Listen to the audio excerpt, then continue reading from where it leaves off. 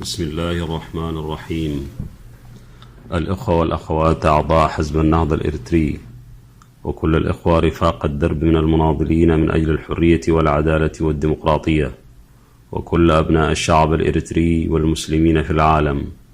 أتوجه إليكم جميعا بالتهنئة القلبية بمناسبة عيد الفطر المبارك،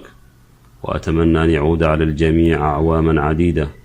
ونحن ننعم بالسلام والأمن والاستقرار، وتصبح بلادنا رخاء وازدهارا بفضل ما وهبها الله من خيرات الأرض والبحر. الإخوة والأخوات، إن العيد مناسبة غالية يتبادل فيها المواطنون التبريكات والتهاني، والابتسامة بادية على محياهم، وهي فرصة للقاء الأحبة والأسر أينما وجدوا في العالم، حيث يأوي الجميع من بلاد الشتات والمهجر إلى موطن المنشأ، وتواجد الآباء والأمهات والأجداد والجدات، وتتقوى أواصر الصلة وتزداد الألفة والمحبة بين أفراد العائلة وكذلك بين المواطنين. الأخوة والأخوات، نحن اليوم بسبب تسلط نظام الهجدف على البلاد قد حرمنا من هذه النعمة الكبيرة،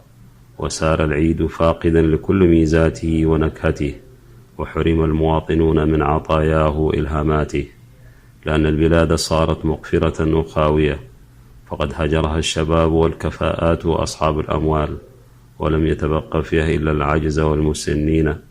فكيف لهؤلاء أن يجدوا طعم العيد والإحساس بالفرحة وهم في انتظار يملأ قلوبهم الألم ويحدوهم الأمل لفرصة اللقاء والتئام شمل الأسرة؟ فمن أجل العيد وفرحته وتنسم نسماته العليلة،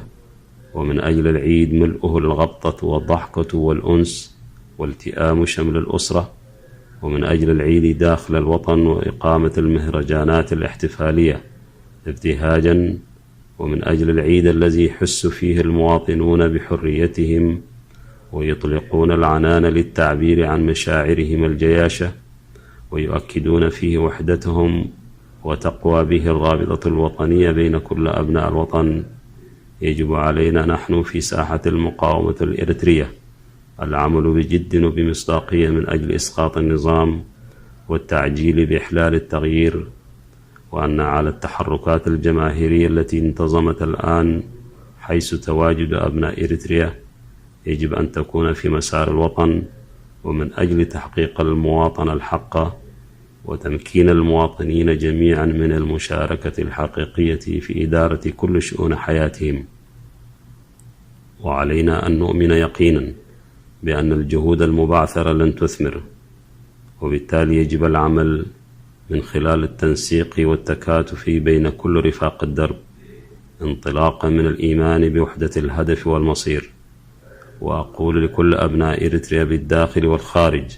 أبشروا بأن النصر آت لا محالة، وأن فجر الحرية ستشرق رغم كيد الكائدين، ودوام الحال من المحال، ولن يدوم ليل الظالمين مهما طال. وكل عام وأنتم بخير، عيد سعيد، والسلام عليكم ورحمة الله وبركاته.